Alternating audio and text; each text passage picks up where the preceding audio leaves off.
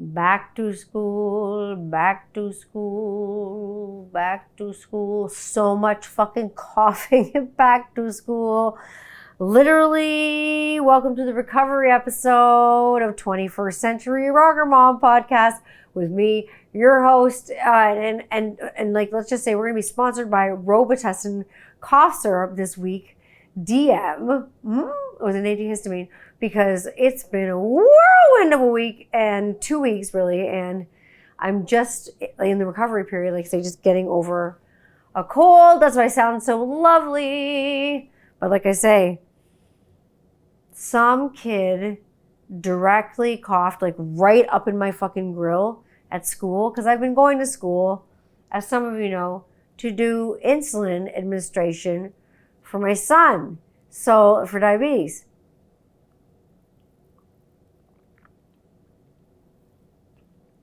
So the truth is, I saw the cold coming in my future. I just didn't know when it was gonna come. I was just like, fuck, that kid that just like misted me up in the grill. He crop dusted me with this cold.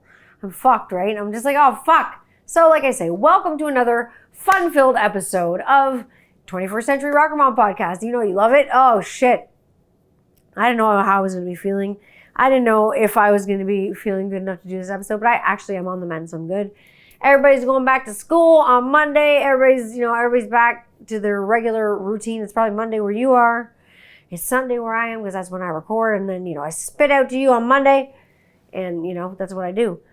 This week and the last few weeks I've been trying to channel my inner Disney princess, but like the me version, so like Elsa. And I have like a friend who makes like Norwegian like death metal Barbie dolls, and so I've seen his Elsa. So I'm trying to be like Elsa, but with like Norwegian death metal makeup, like with the corpse paint and stuff on. You know what I'm saying? But like most of you are aware that my eldest has type 1 diabetes, and so I got, and he chose for me to be his nurse at school, and so like I'm there to support my son and my daughter there too. So I've kind of gone back to school, which is like tore up from the floor up crazy, right? Like, you know what I mean? But I'm there, and so when the kids get sick, mom gets sick too. But like on the other hand, they're building a lot of independence in the school with like my son especially, and my daughter, like with his diabetes, which is amazing. And so it's like the whole, like, that's why I say I'm like Elsa, like it's like the let it go, can't hold it back anymore. I've had to let a lot of things go, and letting go is not always easy for everybody, right? And I'm not one of those parents that's like, woohoo, you're back to school, fuck off, get out of my face, I don't want to see you for 8 hours a day, and fuck, I'll see you on the weekend. I am not that parent. I just never have been. I don't know, I'm just not that mom. So after the kids are dropped off, I head to, like I said before, the mall. You've seen it in my stories, to write for a little bit, and I brainstorm, or I'll have a pretzel or something, or I'll have Tim Hortons or whatever. And I brainstorm either scent profiles, or I write stuff for the show, and sometimes I come home and I like fill orders or whatever, but I generally head to the mall because my son sometimes has an emergency like right after I drop him off, and the school has a hard time like navigating it because it's early days still for the kids at school. So I got to be right back there. So I'm like, I'll be right across the street. It's cool.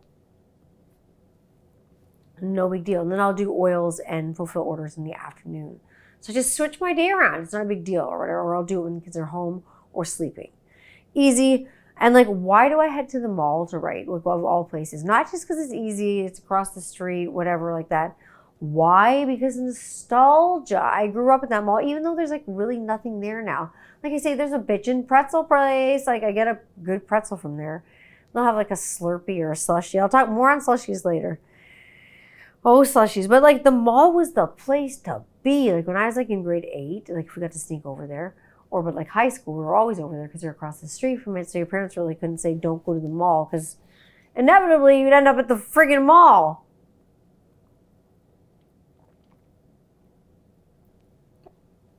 Or we'd end up at this bar called the West End, or we'd end up at the Westmount Twin Cinema Theaters. It was like theaters that were underground.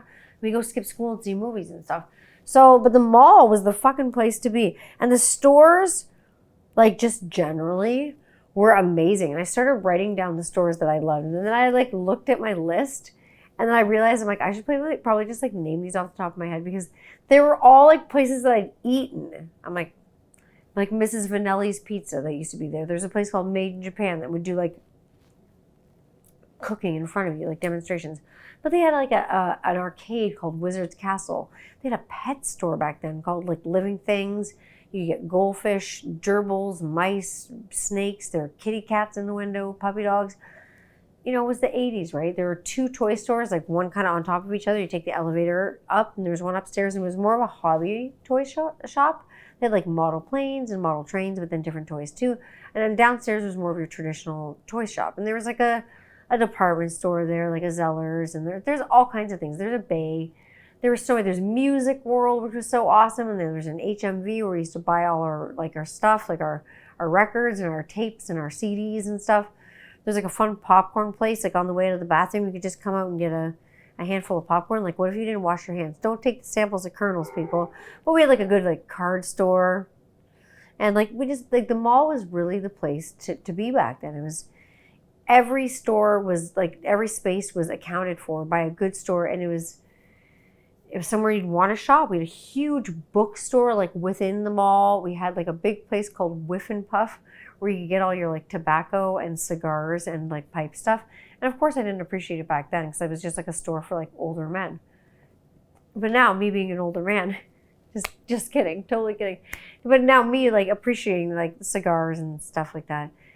I'm like, we don't have any cigars like that or stores like that right by my house, because it used to be right by my freaking house and now it's gone. And that's all office space. And let me just say, it was just, it was a good place to be. And the fact that I named all restaurants is just funny. I mean, let's face it. I named all restaurants because I love food. I'm a foodie. I love it. And now, like, after recently leaving vegan lifestyle, like I was never like, let me tell you, I was never really like a meat is murder vegan. Like, this is obviously not real, but like I never preached to anyone to eat vegan, because I mean the only reason I was eating vegan is because I cannot or could not at the time digest any animal protein in my system. And so like now with the seizures and stuff, if you've been following along with my health crap, the doctor suggested that, you know, introducing small amounts of animal protein into my diet, and I had, and it really like beefed up what, no pun intended, beefed up like my health and me feeling better, and like the frequency of seizures has gone like down now that I've had like meat and more protein from like animal derivative in my diet. That's what I found for me. I'm not saying that it works for everybody, but I was never like a meat is murder vegan person. It just didn't work for my body, right? I don't preach to anyone about what the frick they should eat. I don't give a shit what you eat, but just, you know what I mean? I'm not preachy. So now, like, I have no digestion issues. So I guess this weekend, one of the highlights of the Toronto International Film Festival is that we ate like kings and queens, and I ate my fucking face off. Like, I let my inner fat kid like right out. I had some Egyptian food. It was absolutely to die for. There was like a food truck wagon like outside of our hotel. They had King Street, like west where it kind of was, and everything like blocked right off, kind of like in like literally like a little cube. And so everything was blocked off, so no cars or no streetcars could come, so you could just walk in the middle of the street. And they had tents and demonstrations with different vendors and cool stuff and information about all different kinds of films for all different walks of life. They had like a pop-up Studio Ghibli event because there was a new movie there and like really cool stuff. And then obviously like Rob's film was there, so like we were there for that. But it was really, really, really cool because like I let my fat kid like seriously go wild. Like our room service was like Beauty and the Beast style, like room service. Like the guy like was like, knock, knock, knock, may I come in? Sure, absolutely, you may. Be guest, be guest. He's just like unveiling dishes. It was like amazing. It was like, I was just like, hell yeah, I want to clap my hands like Belle, like on Beauty and the Beast, but I didn't. Like I kept my composure. But like the best thing about Toronto is that like it's Hollywood North, right? So there was like every kind of food from every kind of culture imaginable, so I could get whatever I wanted. So if I wanted Egyptian food, it wasn't so far off the grid that I couldn't get it. Egyptian food's far and few between in London, Ontario, but like when we go to Toronto, like I like to fill up on things I don't have here. But like we did have like breakfast. I'm gonna go around the world and like food highlights because I had like the chef at the hotel was amazing, and he made like a really authentic chicken curry coconut stew that I replicated at home. But it was just fantastic. It was so warm when we got there because it was kind of a cool night when we did get there. So I was like, Rob's like, what do you want for dinner? And I was like, Ma, I just feel like some soup or something, man. And he's like, okay. So we got like soup. And then I ordered like a club sandwich. And I ordered like French fries. Their French fries were the tits. They were like fresh carved potatoes. They just did everything. Everything was like fresh to order. And then they like made their own mayonnaise. Everything was like house. They did aioli and everything. Very impressed by where we stayed. They were really nice. And they were good to us. Like they treated us nice. The rooms were like so clean. And like the staff was so good. I can't say enough. They were like really, really good. But like I say, I had a bison burger. Well, I had a bite of a bison burger in bed with my eldest on like one of the nights where we just like had a sleepover in the hotel because like Rob had another screening. But the kids had been laid out like the night before, and then they're out, you know, it's late past their bedtime, and like they were getting the sniffles, and I'm like, I was getting the sniffles, and I'm like, uh-oh, so I better not go anywhere. So I didn't. Stayed in. Oh my God, but like the food truck was it was just like $1 million food truck. I can't believe I just found this place like out of nowhere. They had amazing food. And then like Willem Dafoe, the Green Goblin, you know, Boondock Saints, he commented on my breakfast, which is like amazing. And my breakfast was like giant. It was like 3 eggs and like 4 strips of bacon. It was like 4 pieces of it was like for a breakfast for a giant, for crying out Pete. And so he was just like, I hope that's good. Didn't I want to die? Like I had many starstruck moments, but I didn't take any pictures because like everybody's there kind of like to maintain their kind of like anonymity, and you can like take pictures with the press, but it's just everybody else I'm sure wants everybody there to F off. Like it's just probably the way I just know actors in the entertainment world, they like to maintain their anonymity. It doesn't make them sad to kind of like disappear for a little bit, you know what I mean? Not be asked any questions. But then daily in this hotel that we stayed at, which really, like I say, impressed me, we'd get to get fish food from the hotel lobby, like gentleman or the lady that was there, and they'd give us, it's funny because the fish food came in dime bags, and they'd give it to the kids, and they'd go feed these like really intelligent koi fish. They knew when the food was coming. They'd like swim up to the kids' hands, and some of them were like this big. They were freaking huge. They were like this big around. And the kids were feeding them. Oh my gosh, it was amazing. We got good pictures of them like doing it. They had a fun time. Like they had a really good time. It was a good family like trip. Like I said I'd talk about TIFF on this episode and what happened in the Toronto International Film Festival, which was like, you know, Hollywood North. It's way important in Canada, and it's really important for like internationally around the world because it's Toronto International Film Festival. Like, don't you know? We headed up to Toronto on Friday, so that was good to kick off the Toronto International Film Festival. And because Rob obviously had a film premiering in the festival, so we went up there to support him. And it was a pretty magical whirlwind of a weekend. It was crazy, but it was really fun.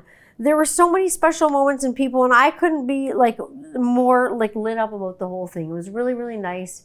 And it really was like magical, and I could definitely feel the energy of Mr. Dressup around. It was pretty cool. Starters, Rob's film, Mr. Dressup, The Magic of Make-Believe, made its world premiere at the Toronto International Film Festival. And like I said, I hadn't seen a single frame, and that was by design. I didn't want to see any of his movie because I wanted to see it with the regular audience and see what everybody thought of it at the same time and be part of that experience, you know?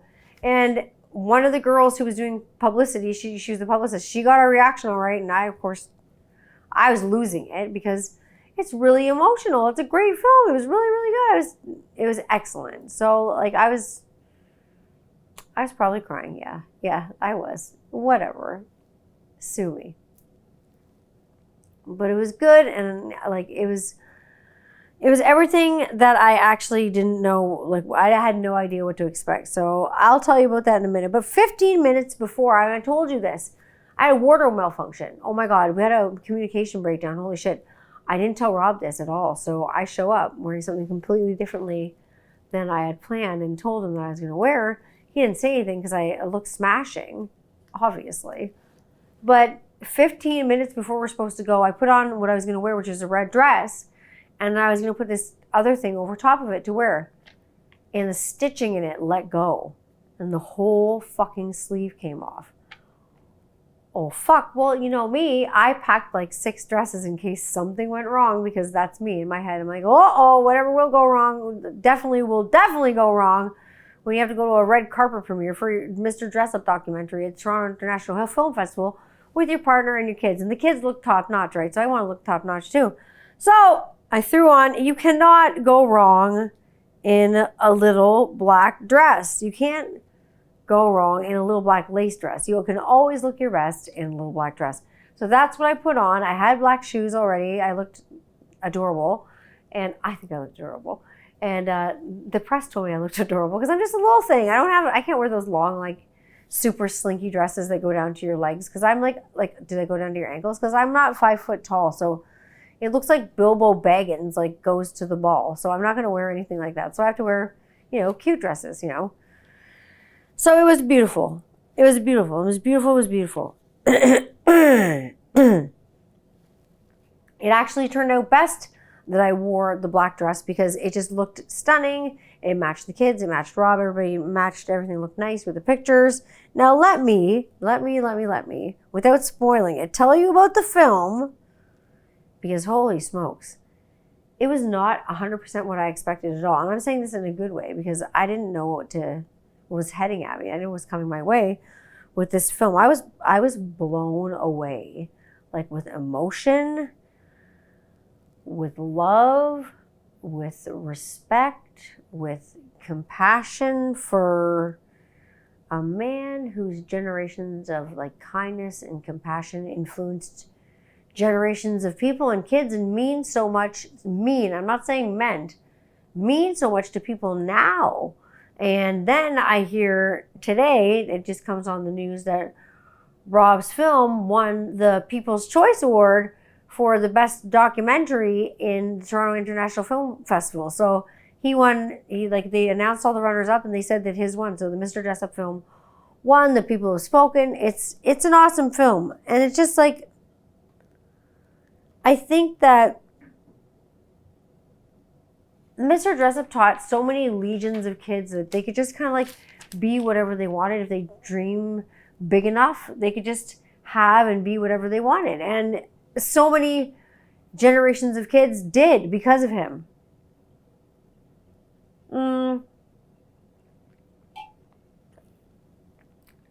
I don't get starstruck, like, very often, like, when we go places or anything. Like, we saw a lot of celebrities this weekend, and I'll tell you about them. And I don't really get, like, starstruck very often, but when the Bare Naked Ladies walked into the premiere, I was just like, oh my God. Like, because I really respect them as musicians and stuff. So Rob was just like, he was kind of like hosing me and like laughing at me. But they were nearby. And there was a lot of like celebs and stuff there, but everybody was really cool. Like, but the kids in the hall were there. If you don't know who that is, you're probably not Canadian. Who's that? Meanwhile, I'm Canadian. I'm just like, I came off the elevator that night. And you'll never guess who I came off the elevator with.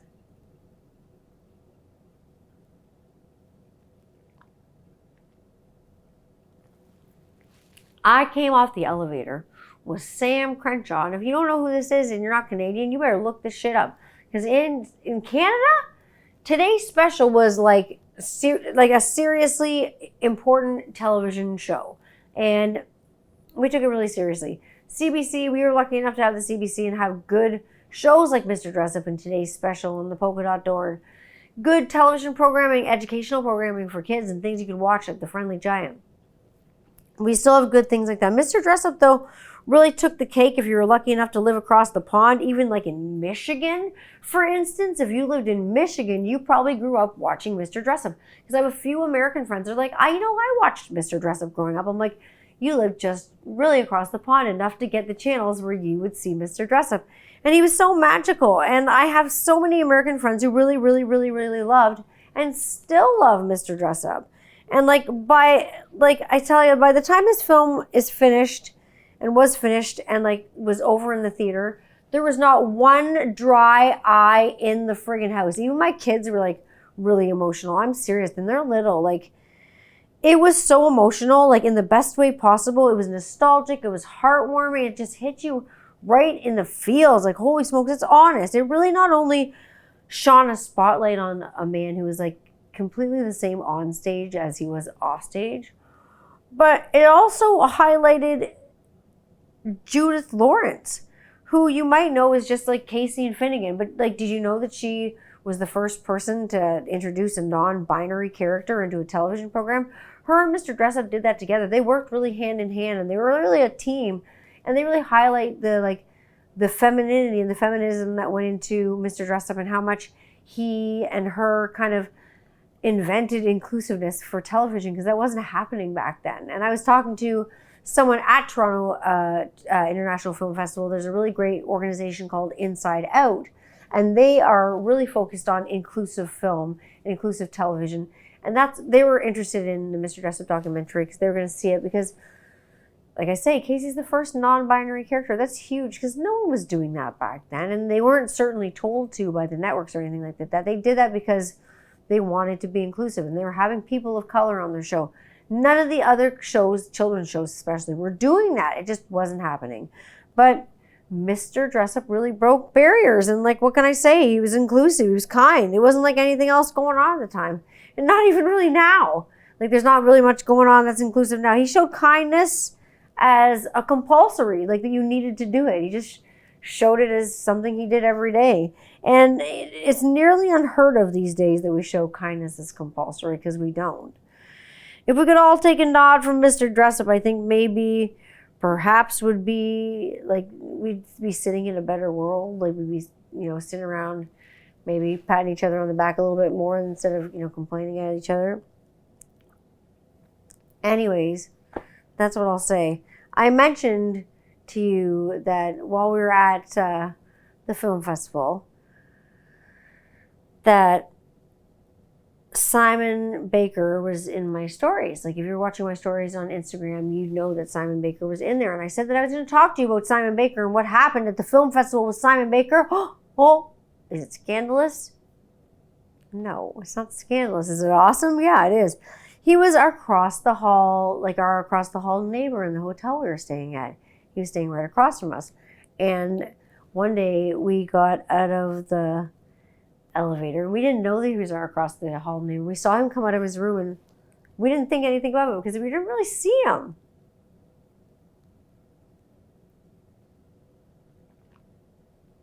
Now, Patrick Baker plays the mentalist, right? So if you've ever seen that show, just look up Patrick Baker.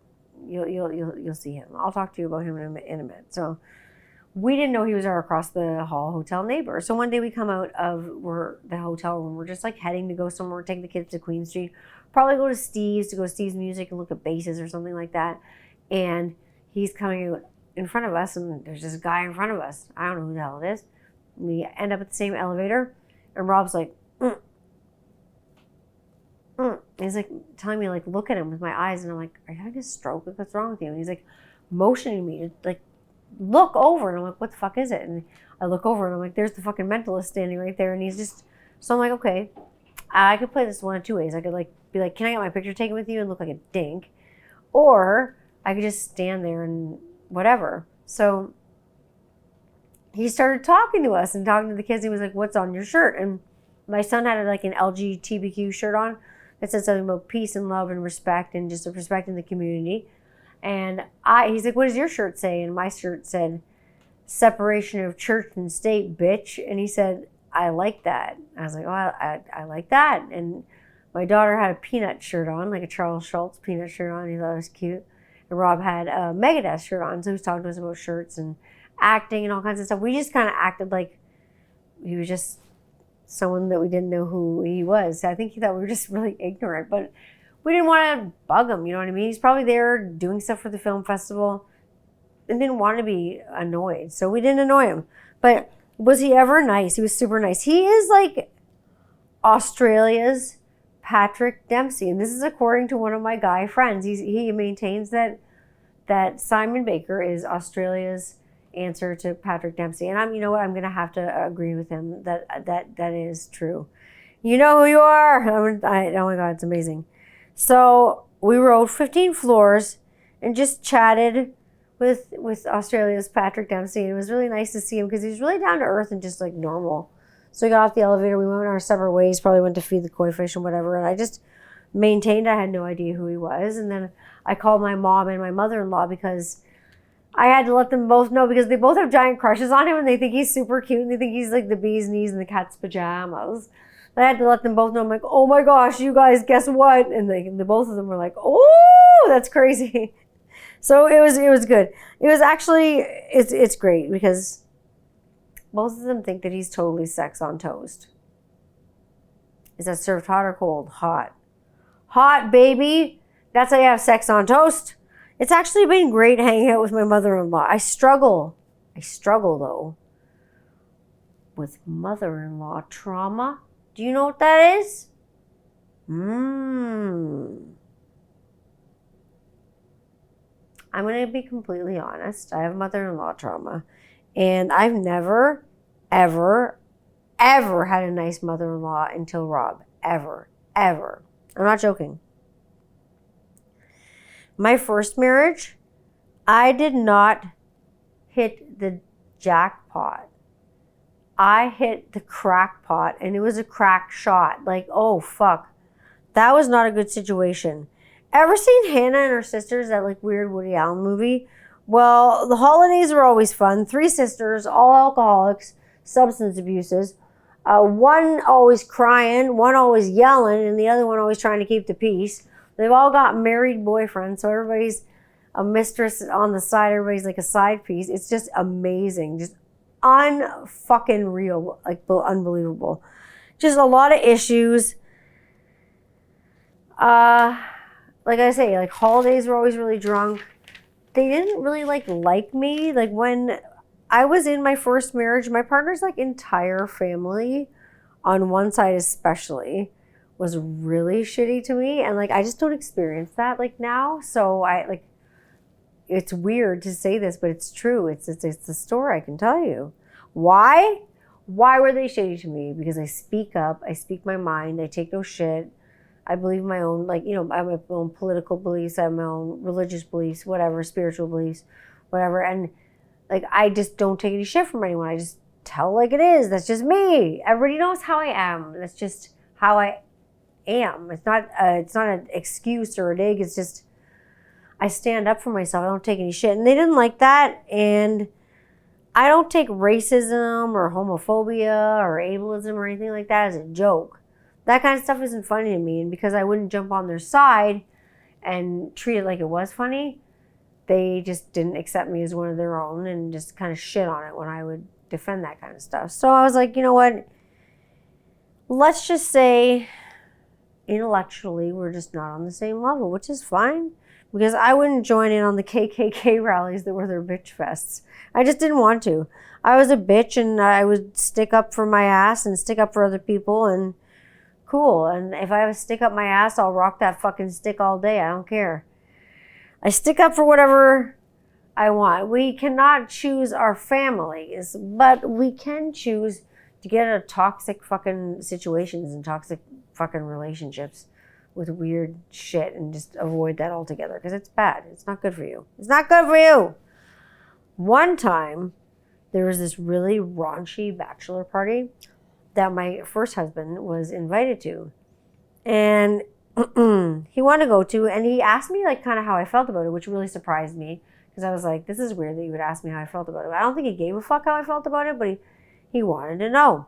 So it was in Niagara Falls. Fine. It was at the Sundowner. That's not, it's not really like a strip club. Like I would, like if it was just the Peelers, like I could understand a strip club for a bachelor party. However, the Sundowner is like, it's like live porn. So I was just kind of like, I'd be kind of like uncomfortable with you going or whatever.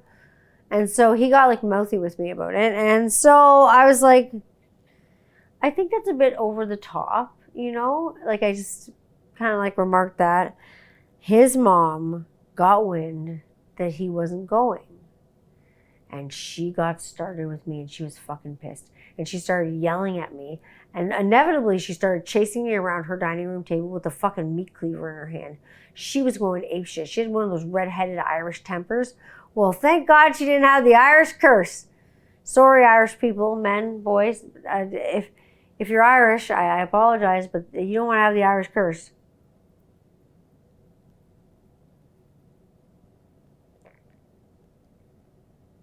So let's not go there.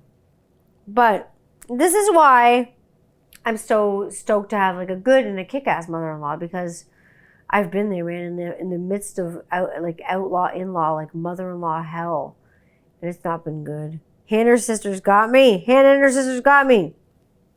It's been a long time coming since I had someone nice to me. And not only is she like a good like mother-in-law, because I can have like coffee with her, we can chill out, we can talk and chat and whatever, but she's like a really good grandmother to like our kids and everything like that. She gets down on the floor with them and she just crafts with them and she listens to them and she's attentive and stuff like that.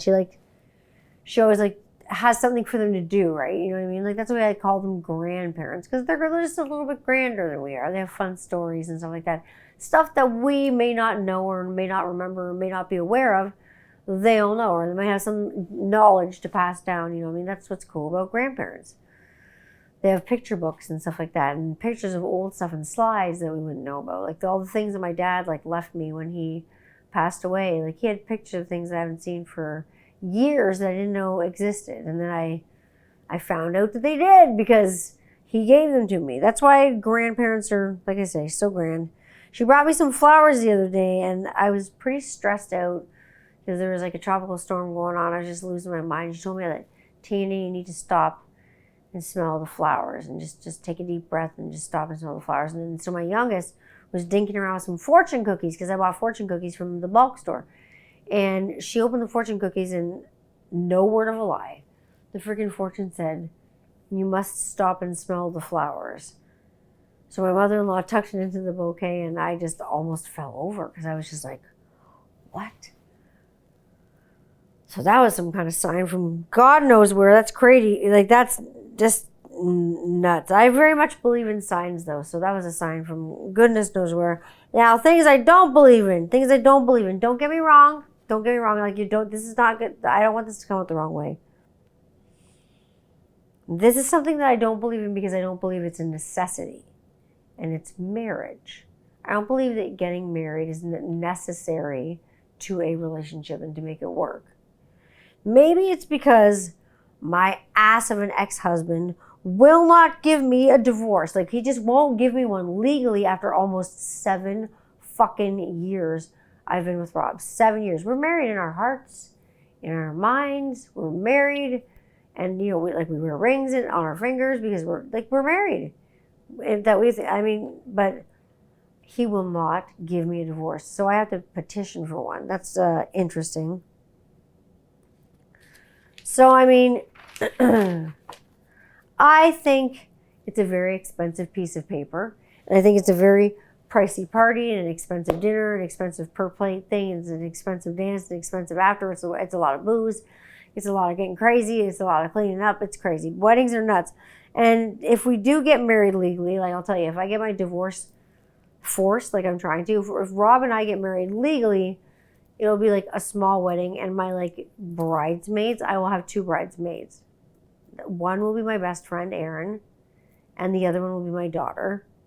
And then our son will obviously be in the wedding party, and then I'll have beardsmen instead of bridesmaids. They'll be beardsmaids. I don't know what they're going to be, but anyways, those are my bearded friends. That's it. That's what I'm going to have when I get married. That's it. That's all. That's what I can say. But no more girls in the wedding party. My first wedding was totally over the top. And for what? Nothing, to be perfectly honest. You pay the preacher on the way in and you continue to pay the lawyers on the way out and beyond then. Speaking of over the top, Hooters. My son, my son and I, like he and I would watch Blended a few times with Adam Sandler and Drew Barrymore. And we watched Blended, a couple times. And he just thought it was the funniest movie ever. And a lot of the beginning of the movie plot is set in Hooters. And they're meeting at Hooters for supper and stuff. And he didn't believe me that it was a real restaurant. He thought it was made up for the movie. And if it was real, then it was only existing in America. So when we were in Toronto, well, there was Hooters. And so I was like, come here, buddy. Come here. Like, so I took him to Hooters. Oh my God, he wanted to run the fuck out of there. He did not want to be at Hooters at all. I was like, want to go in and want to go talk to the waitresses? He's like, and he saw the size of their breasts. And it was like, I was like, now do you know why they call it Hooters? And he's like, it has nothing to do with owls. It has nothing. He was so embarrassed. It was cute, but I felt bad for him because, like, he's young, right? He's only 8, so he didn't think Hooters was real. And you know what I didn't think was real? A block away from Hooters, cannabis-infused slushies. Really cool. I didn't think that was real, but it is. They have this in Toronto. Look for it on Queen Street West in Toronto. You got to do it. Delightful. And it doesn't dye your, what. If you go to the washroom, number 2, it doesn't dye it colors like Kool-Aid can. Kool-Aid can dye it. One time, I mixed up too much Kool-Aid, and I dyed myself blue on the inside. And it reflected on the outside. It was like the Smurfs in my pants. It wasn't good. And now that we're talking about things that are like blue and things like that, I can start Beards N Bitchin because it was a Beards N Bitchin weekend and while we went to Toronto International Film Festival, because if I went to Toronto International Film Festival, wherever I go, obviously Rockaholic goes. And so Rockaholic Beard Company went to the Toronto International Film Festival. Rockaholic Grooming Company ended up in Toronto, like I say. And it was a crazy weekend. It follows. I'm always armed with tons of swag and tons of cards when I go anywhere. People always are like kind of like surprised when I give them like a beard oil or a beard butter or a product and they go for free. And I'm like, yeah, like for free. And they're like, really? And they're really surprised. I don't know why. It's from me to you. Well, Toronto, you're going to be that much softer to boot because I gave out so many things while I was there. I gave out like 30 oils and probably 30 butters while I was in Toronto. And some I gave to like some famous people. Some I gave to some people I don't even fucking know who they are. I had a great time. I made some new friends. I posted a few pictures of the folks that I met giving rockin' gifts and giving rockin' self-care to while I was in Toronto. One gentleman and his partner from Montreal. They were amazing. He had a crazy ass amazing blue beard. That's why I saw him and stopped him in the street. And she had like double colored hair and her shirt was really cool. So I stopped him in the street and I was like, hey, do you want some beard oil? And it was like for free. And then we ended up talking about how he has a punk rock podcast and she makes different t-shirts for like punk rock flea markets. And I said, I do punk rock flea markets with Rockaholic, my beard company. And so they were excited and she ended up being a fan of Kitty. So it all kind of came full circle. So we had a hug and we became buddies and now we keep up on the gram. So that's how you meet friends. You meet friends anywhere. And we met over a blue beard, which is really cool. So I had to stop and talk to them. And she's like a designer and artist and maker, and her stuff's amazing. So you can check her out. I'll put a link up on my Instagram. You'll see her. But the combo was great. It was amazing. It was a lot of instant friends, a lot of instant hugs, a lot of fun this weekend. I ran into a police officer this weekend. Oh, what did I do? I did nothing. I'm just kidding. I had just downed an edible, to be perfectly honest. And I ran into a cop. There's a lot of cops down there because they're just making sure everything's cool. There's cops on horses and all kinds of shit. But I was feeling pretty bold. So I saw this cop. He had this huge beard. He had a nice beard. So I said, excuse me, officer. He turned around. He said, yes, ma'am. He said, do you use beard oil on that majestic beard? He said, no, I don't. As a matter of fact, I'm sorry. He apologized. I said, oh, that's a crime. What are we going to do about that? And I said, you could use this beard oil. And I gave it to him. And he was so tickled. And we took our picture together. And then he gave me the most amazing cello performance. He was a cellist and he'd been playing cello for over 50 years. What a beautiful treat. He made the song, this cello, he made it just cry. It was the most beautiful thing I've ever heard. This guy was really cool. So we exchanged phone numbers. I sent him a picture. We're buds. Now he's going to get beard oil from the company. We talked riot training. We talked beard oil. We talked cello. We talked bass because I play bass and he plays cello. One and the same. Very, very cool. Now, this week, I got the new scents and the new butters dropping for fall. And I'm excited because I got Hexes and Hoes. That's going to drop. It smells real nice. Ooh, I got to take it out. That's going to be like the witchy one.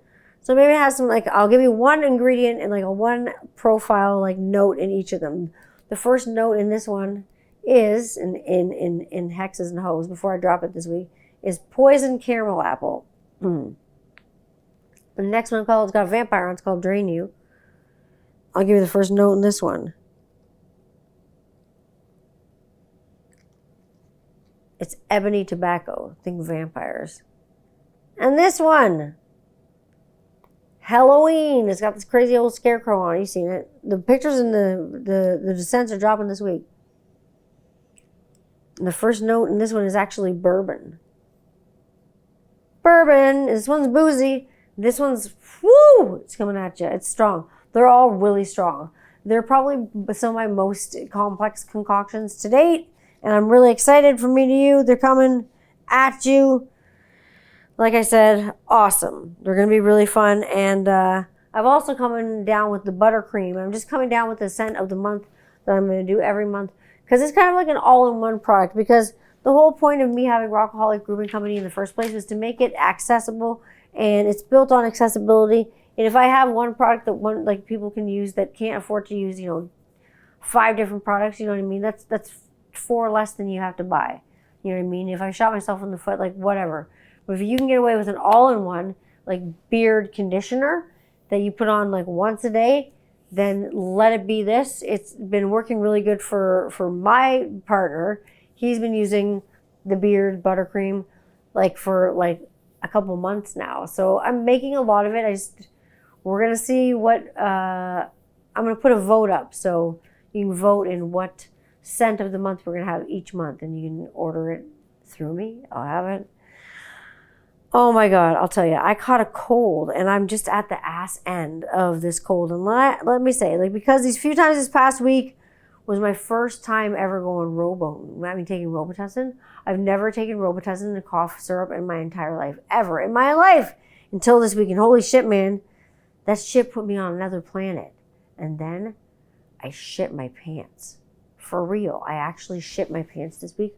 I sneezed and I shit myself. I was playing fart roulette and I lost.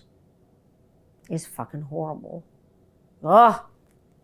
Goddamn Robitussin. So it was a weird week with lots of soup and tea and hallucinating because fucking Robitussin, man. Jesus Christ. The kids are off school. I didn't have hallucinations weird stuff, but I didn't hallucinate this. Parents trying to get you to eat when you're a kid. What did your parents say to you? What kind of lies did they spin to you and tell you how did they get you to eat when you were a kid? What did they tell you? How did they indoctrinate you into eating? Because my parents, holy shit, what lies did your parents tell you? We got, children are starving in other countries. And I was like, okay, well, let's get a box and you're making me feel bad. And let's go send them some food because then they can have something to eat too. Not only did I have to worry about myself starving in fucking North America, now I had to worry about starving kids in other countries and worry about if they're going to starve and die. So thank you for inducing anxiety upon me, my parents, and inducing an eating disorder. And then my grandparents had a Polish superstition, in the old country, if you didn't eat, the sunshine wouldn't come out tomorrow and it would rain. You know how many times it would rain? And I'd think it was my fault because I didn't finish my dinner or whatever. Oh, fuck. Bullshit, you guys. That's just fucking food shaming. It's bullshit.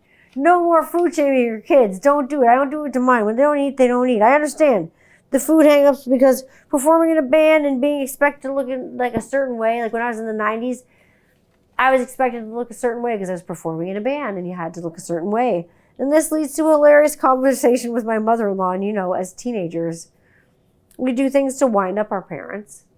We all do it. We all did it. And so my mother-in-law was a competitive figure skater, and she was very talented. And I'm talking like fucking ice capades level. She was excellent. Like, she was really, really, really trained.